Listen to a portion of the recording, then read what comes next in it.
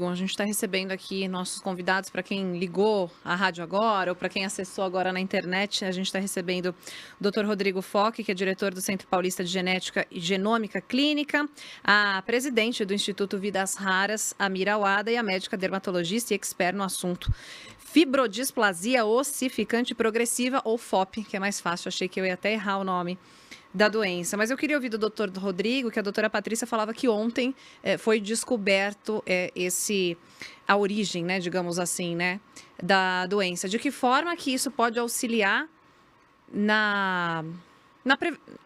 o senhor falou na palavra prevenção mais cedo, mas eu tenho uma certa dificuldade em questionar sobre isso. Algumas doenças podem ser prevenidas a partir do sequenciamento genético. Em quais casos isso acontece? E em casos em que isso não é possível oferecer uma vida com qualidade, como a gente falava agora há pouco, né? Queria te ouvir sobre isso. Perfeito. Bom, primeira coisa que a gente precisa lembrar é que pessoas que tenham doenças genéticas, síndromes genéticas, isso existe desde sempre, né? Quer dizer, as doenças genéticas elas não surgiram recentemente, né? O que nós temos na nossa história recente da humanidade é entender da onde que elas surgiram. Então, a partir do momento que se entendeu o que são os cromossomos, o que é o gene, que começou a se identificar alterações no material genético associados a determinadas doenças, é que começou a se delinear esse grupo de indivíduos que tenham doenças genéticas, né?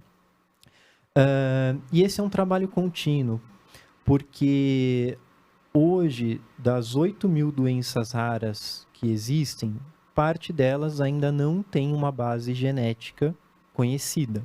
A gente sabe que elas devem ter uma alteração genética por conta das suas características, mas ainda não é conhecido qual é a alteração genômica, né? Seja no gene, seja do ponto de vista epigenético, enfim, que está levando aquela doença. Tá? Quando a gente pensa no diagnóstico, o avanço da genômica ele permite a gente chegar no diagnóstico de uma forma mais rápida, de várias formas. Tá? Então, a gente pode citar, por exemplo, a questão da triagem neonatal. Né? Triagem neonatal, o teste do pezinho, ele é um teste feito em papel filtro, com uma avaliação bioquímica, que são exames muito mais baratos do que exames genômicos e que permitem você fazer o diagnóstico ou ao menos identificar e começar uma triagem de diversas doenças que têm potencial de tratamento e que vão mudar completamente a história natural daquele indivíduo se o diagnóstico for precoce, né?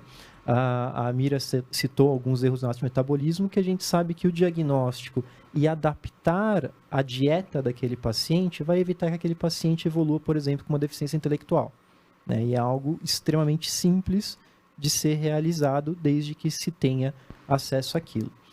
E a genômica, ela vem dando, acho que, um passo a mais em relação a isso. Então, hoje em dia, a gente tem acesso, ou tem a possibilidade de acesso, né, por exemplo, uma triagem neonatal molecular, que pode olhar para algumas outras doenças, além do que o teste do pezinho bioquímico ele consegue identificar.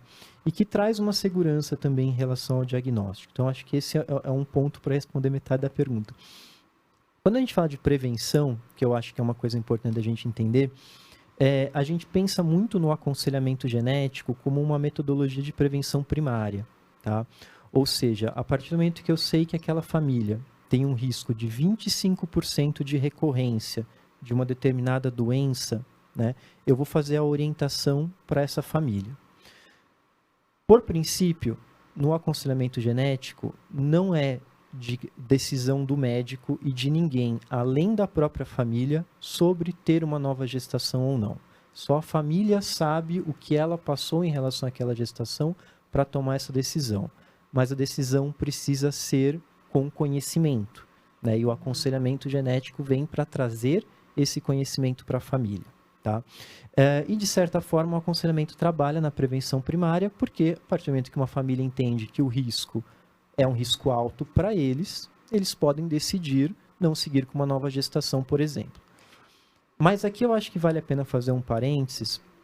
Quando a gente pensa, por exemplo, em genética reprodutiva, em medicina reprodutiva, né, os procedimentos de fertilização in vitro. Por princípio, um procedimento de fertilização in vitro, ele pode ser feito associado a uma seleção embrionária.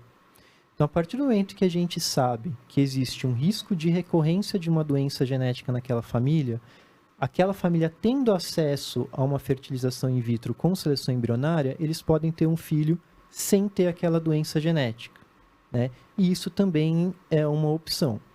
Quando a gente fala em genética reprodutiva, em reprodução in vitro, a gente, infelizmente, não tem como acesso, né, em larga escala, nem no Sistema Único de Saúde, nem na medicina suplementar. Genética reprodutiva é caro, mas ainda assim, ela pode ser muito mais barato do que você pagar algumas medicações e alguns tratamentos para doenças raras. Então, é um debate, é um discurso que precisa ser levado em consideração. É interessante esse ponto que você tocou, Rodrigo, e queria completar. O que a medicina já sabe sobre a relação de gestação saudável, o comportamento durante a gestação e as doenças raras? Então, assim, primeira coisa que a gente precisa entender, né? Quando a gente fala de uma doença genética, né? Uma alteração em um gene, uma alteração em um cromossomo, às vezes isso pode acontecer de forma herdada, por conta da família existir um histórico, e, enfim, né? E isso ocorre de forma herdada, ou às vezes pode acontecer pelo que a gente chama de uma mutação de novo, né? Aquela pessoa é a primeira pessoa na família a ter aquela alteração genética, não foi algo que veio herdado. Esse tipo de situação acontece completamente ao acaso. Não existe algo que a gente entende que pode ser feito para evitar esse tipo de risco, tá? Quando a gente pensa, né, e é importante falar isso para a gente entender bem claramente, não existe nada que nós possamos fazer para alterar os nossos genes, né, nesse sentido em relação à gestação ou um pouco antes da gestação para evitar doenças genéticas nesse sentido, tá? Isso não existe, a gente não tem como alterar nosso material genético em relação a isso dessa forma. O que a gente sabe é que, claro, uma gestação saudável vai ter um impacto positivo sobre o bebê em relação a uma série de questões que podem acontecer, como, por exemplo, malformações congênitas, que não necessariamente vão ter uma origem sindrômica, não vão necessariamente estar associadas a uma síndrome ou uma doença genética. Também podem acontecer completamente ao acaso. Então, uma gravidez saudável vai ter um impacto positivo olhando por esse lado.